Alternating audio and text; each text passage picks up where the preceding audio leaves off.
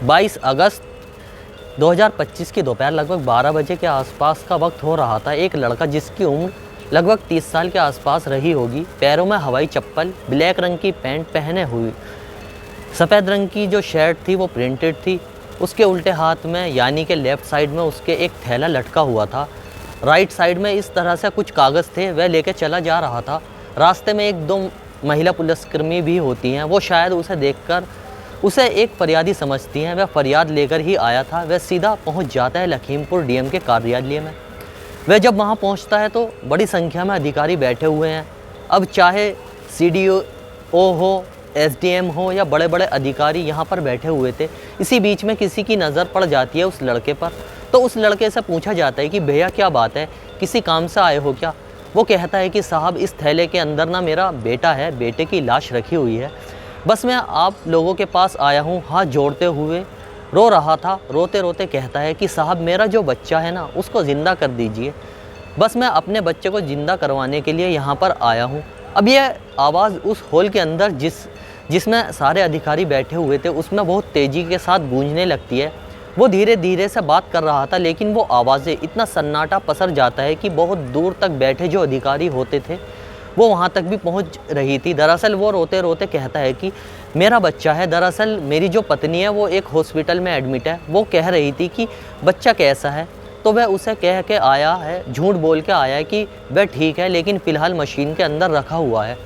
ये मशीन के अंदर नहीं है, थैले के अंदर है, देख सकते हो लाश है, इसे बस आप ज़िंदा कर दीजिए। इतना कहना था कि उस जगह जहाँ पर बड़े बड़े अधिकारी बैठे हुए थे हड़कंप मच जाता है। लोग सोचने पर मजबूर हो जाते हैं, लेकिन जहाँ तक उसके रोने की आवाज़ें सिसकियाँ पहुँच रही थी वहाँ तक वह सभी अधिकारी भावुक हो जाते हैं। कई अधिकारियों की आंखों में तो आंसू भी आ जाते हैं, यह सोचकर कि आखिरकार इस गरीब आदमी पर क्या बड़ी मुसीबत आई है। अब हर कोई यह जानना चाहता था।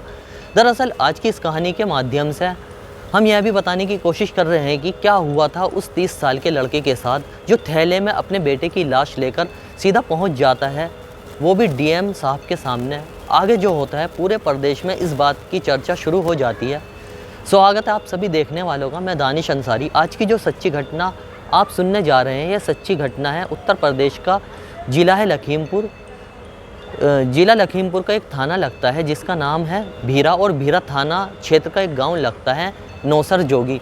यह 20 अगस्त 2025 की रात की बात है। एक महिला जिसका नाम रूबी है, उम्र उसकी लगभग 27 साल के आसपास है। वो डिलीवरी के दर्द से थोड़ी परेशान हो रही थी। उसको लग रहा था कि यह दर्द जो हो रहा है वो असहनीय दर्द हो रहा है, क्योंकि वह प्रेग्नेंट है, उसको शायद बच्चा होने वाला है।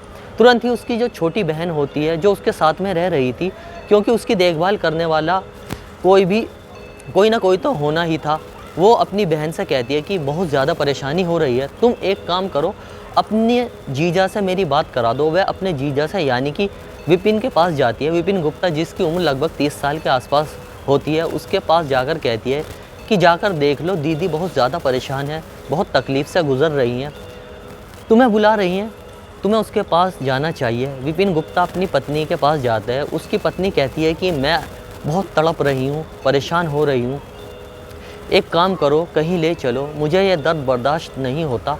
अब असहनीय दर्द हो रहा है। जैसे ही रूबी ने अपने पति विपिन से यह बात कही, विपिन ने कहा बिल्कुल परेशान होने की ज़रूरत नहीं है, एक काम करते हैं, यहीं पास में जो प्राथमिक स्वास्थ्य केंद्र बिजुआ है वहाँ चलते हैं। वे प्राथमिक स्वास्थ्य केंद्र बिजुआ में रात में ही पहुँच जाते हैं। डॉक्टर को पता चलता है, डॉक्टरों की टीम आ जाती है।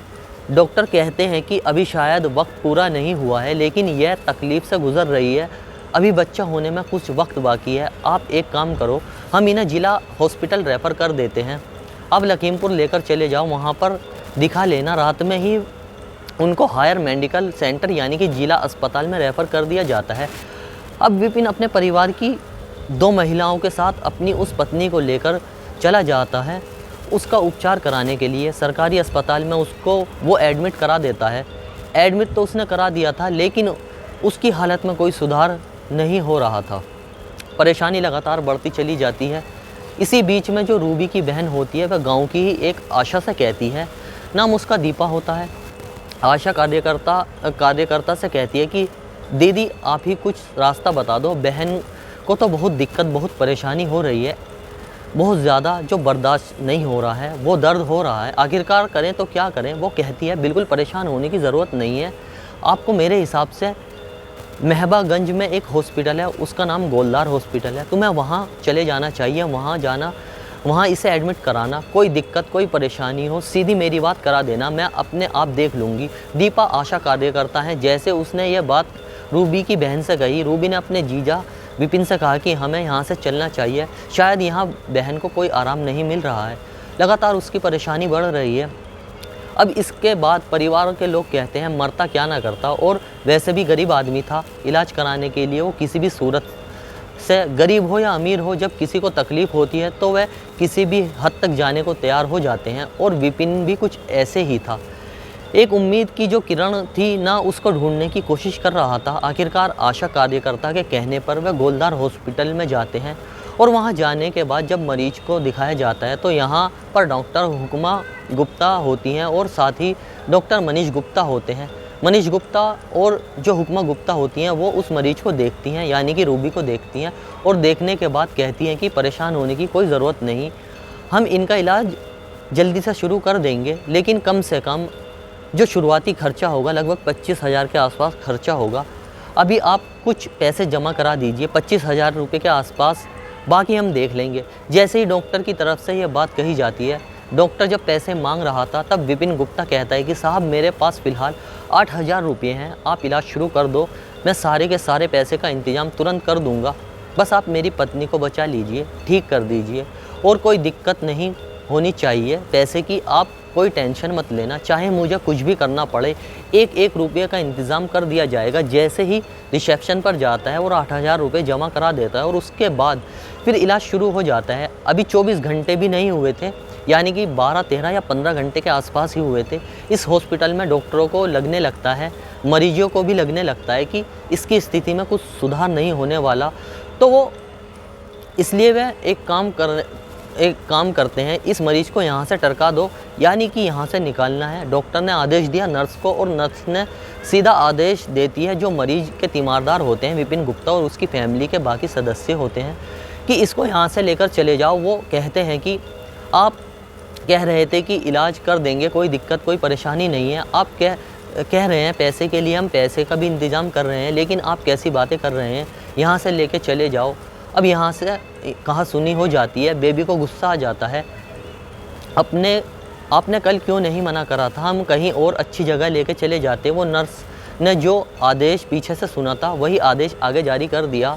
उसने कहा हम इलाज नहीं कर सकते, यहाँ से इसे लेके चले जाओ। उसने कुछ गुस्से भरे लहजे में कहा, इस परिवार को सिर्फ उम्मीद थी कि यहाँ झगड़े से कोई फ़ायदा नहीं है, अगर हमने झगड़ा करा तो रूबी की तबीयत लगातार बिगड़ सकती है, इसे यहाँ से लेकर चले जाते हैं। अब यहाँ से ले जाते हैं एक दूसरे हॉस्पिटल में लेकर जाते हैं, इलाज शुरू हो जाता है। और जैसे ही इलाज शुरू होता है तो इसके बाद डॉक्टर कहते हैं कि तुम इसे कहाँ पर रखे हुए थे, अभी तक क्या तुम्हें पहले पता नहीं था, ला नहीं सकते थे। डॉक्टर ने थोड़ा गुस्सा जाहिर किया और विपिन पर, उसके परिवार पर, रूबी के साथ जो तीमारदार महिलाएं आई थी उनसे भी कहा कि आपको लाना ही था तो पहले लेके आते। फिर पूरी कहानी सुनाई जाती है कि हम प्राथमिक स्वास्थ्य केंद्र लेके गए, फिर जिला अस्पताल ले गए, फिर गोलदार हॉस्पिटल लेके गए। तभी डॉक्टर कहते हैं कि आपको शायद इस बात का अंदाज़ा नहीं है, कोई ऐसी दवा है जो इसे गलत लगी है, जो पेट में बच्चा है वह मर चुका है। इतना सुनने के बाद जो विपिन गुप्ता है उसके तो पैरों तले ज़मीन खिसक जाती है, वह सोचने पर मजबूर हो जाता है। लेकिन उसने कहा कि साहब इस बात का मेरी पत्नी को पता नहीं चलना चाहिए, अब बस आप मेरी पत्नी को बचा लीजिए। अब डॉक्टर उसका इलाज शुरू कर देते हैं। आखिरकार उस मरे हुए बच्चे को पेट से निकाला जाता है और निकालने के बाद उसे विपिन को दे दिया जाता है। कहा जाता है कि जाकर तुम इसका अंतिम संस्कार कर दो। अब जब वो बच्चे को लेकर यहाँ से जा रहा था, इसी बीच में उसकी पत्नी की आंख खुल जाती है। अब उसकी पत्नी पूछती है कि कहाँ जा रहे हो, क्या बात है। वो कहता है कि जो बच्चा है ना उसको मैंने मशीन के अंदर रखवा दिया है, ठीक है, तुम बिल्कुल चिंता मत करो, सब ठीक हो जाएगा। पति ने अपनी पत्नी को समझाने की कोशिश की, लेकिन पत्नी नहीं जानती थी कि जिस बच्चे की बात चल रही है दरअसल वो मरा हुआ ही पैदा हुआ है, वह मर चुका है। अब विपिन गुप्ता सर पकड़कर बैठ जाता है। आखिरकार उस बच्चे को वो अंतिम संस्कार के लिए लेके जा रहा था, लेकिन वो यहाँ से रास्ता बदल देता है। वो उसके अंतिम संस्कार करने के बजाय एक थैले में रखता है। पहले कपड़े में उसको लपेटता है, फिर थैले में रखता है और रखने के बाद उसकी हालत भी ऐसी अजीब सी हो रही थी। हवाई चप्पल पहने हुए हैं, ब्लैक रंग की उसने पैंट पहनी हुई है, साथ ही उसने वाइट कलर की जो कि प्रिंटेड है शर्ट पहनी हुई है और उसकी हालत कुछ अजीब सी हो रही थी। एक कागज़ पर लिखता है अपना पूरा दर्द, अपनी पूरी परेशानी बयां करता है उस कागज़ पर और एक हाथ में थैला लेकर सीधा डीएम के ऑफिस पहुंच जाता है, यह बताने के लिए साहब कि मेरे इस बच्चे को ज़िंदा कर दो ताकि मैं अपनी पत्नी से बात कर सकूं, बता सकूं कि उसका बच्चा बिल्कुल ठीक है, स्वस्थ है। लेकिन वह वहाँ पर मीटिंग चल रही थी। मीटिंग के अंदर तमाम बड़े बड़े अधिकारी जिला स्तर के बैठे हुए थे और वे आपस में बातचीत कर रहे थे। उस थैले वाले व्यक्ति को जब देखा जाता है, जब उससे बातचीत की जाती है, वह रो रो कर अपनी कहानी बयां करता है, तो यहाँ बैठे हुए ज़्यादातर अधिकारियों की आंखों में आंसू आ जाते हैं। सबकी उनकी आंखें नम हो जाती हैं। तभी सीडीओ की तरफ से आदेश दिया जाता है, अब यहाँ से सीएमओ डॉक्टर संतोष कुमार गुप्ता, साथ ही जो एसडीएम सदर होते हैं अश्विनी कुमार सिंह, पूरी अपनी टीम दलबल के साथ सीधा उसी गोलदार हॉस्पिटल में पहुंच जाते हैं। वहां जाने के बाद जांच पड़ताल करना शुरू कर देते हैं। देखते हैं कि उस हॉस्पिटल का तो नवीकरण भी नहीं हुआ है। तत्काल प्रभाव से उस हॉस्पिटल को सील कर दिया जाता है।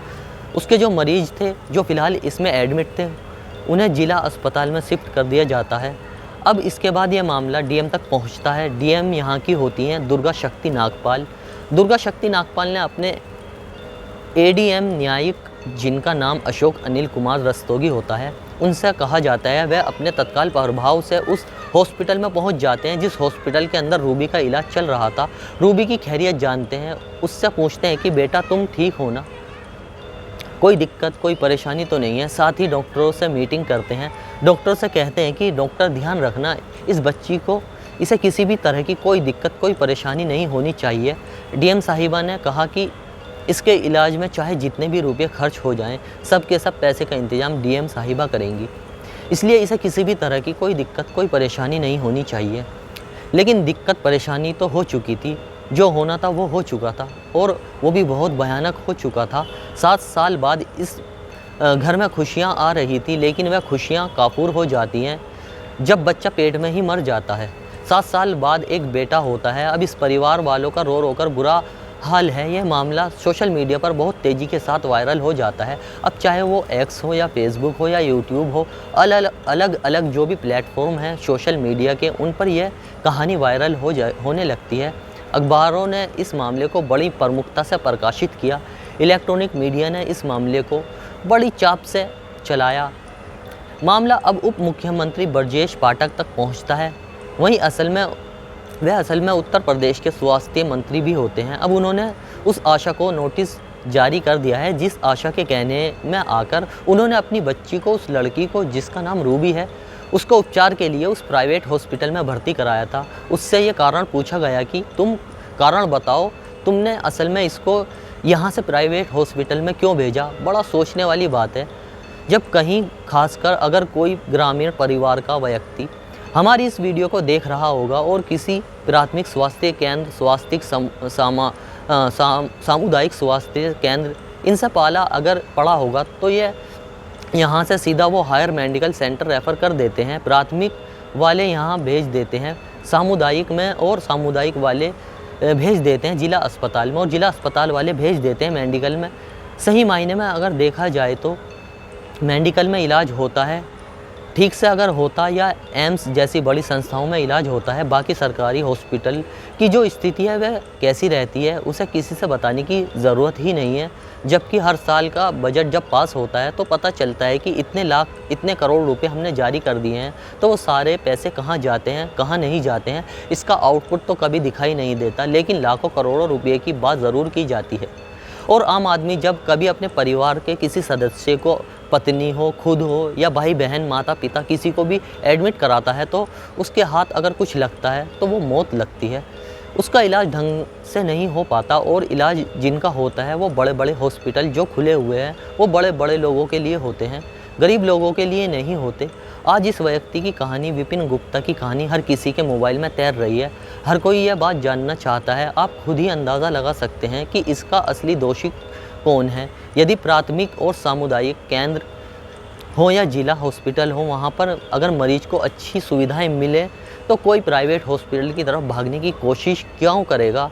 यह तो सिर्फ मजबूरी में लोग जाते हैं और उन मजबूर लोगों के पास उतने पैसे नहीं होते इलाज कराने के, जिससे कि आप अपने परिवार के किसी सदस्य को बचा सकें।